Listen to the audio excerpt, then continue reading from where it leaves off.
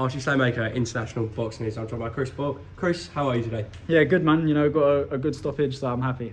The stoppage, it was a bit frustrating at times in there. He wouldn't seem to go over. How did you find that? No, you know, he's got a good ref. I didn't know what to expect. I hadn't seen much of him. It was quite a short notice fight, but based from his record, I knew he could punch. And from the first bit, I could see he was looking for that big overhand, right?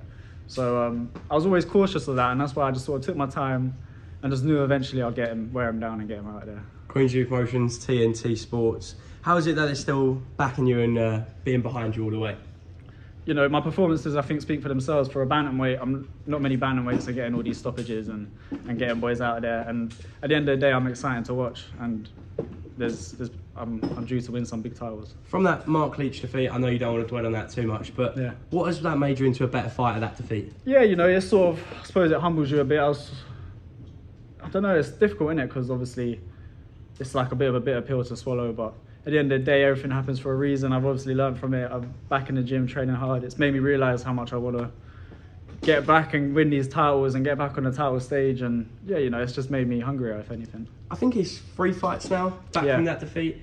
Do you start getting back into titles now? Yeah, definitely. I wanted titles from this show or the show before, but I think, you know, obviously I broke my hand in the Leach fight and we needed time for it to heal and test it and make sure it was okay before we jump straight into a big fight. And, you know, I've had 3 fights, 2 stoppages. Let's get some titles, man. We briefly spoke off camera. Who would you like to call out? Who's the man on your lips? I think the one that makes the most sense and probably easiest to make is Sean McGoldrick. You know, he's British champion. He doesn't have a mandatory, and I don't see why that can't happen.